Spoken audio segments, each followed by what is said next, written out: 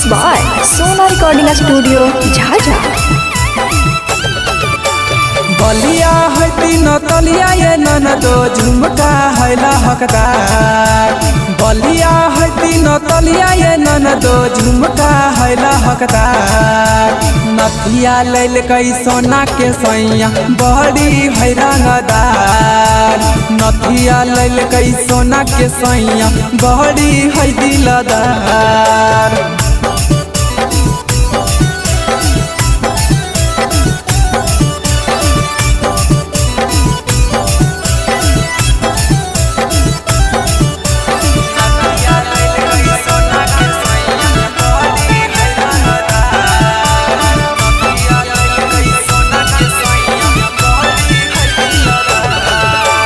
बड़ा दिलदार सखी हमारो बलम है।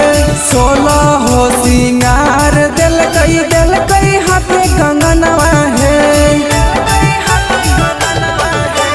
बड़ा दिलदार सखी हमारो बलम है। 16 हो सिंगार दिल कई हाथे कंगनवा है। राती में सट के सुता है सैया कह रहा है खूबे प्यार।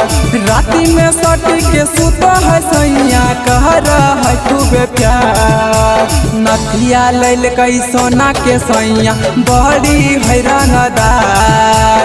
नथिया लेल कई सोना के सैया बड़ी है दिलदार।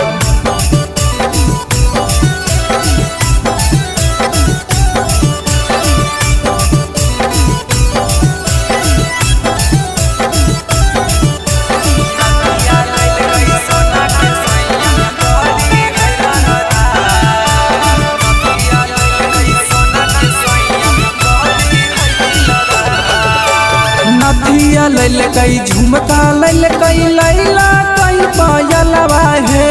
एको दिन ना घरवा से निकलो है बहरवा है।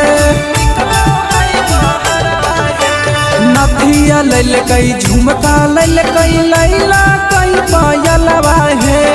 एको दिन ना घरवा से निकलो है बहरवा है।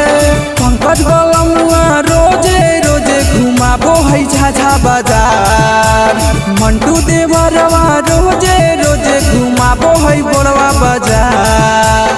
नथिया लेल कई सोना के सैया बड़ी है रंगदार।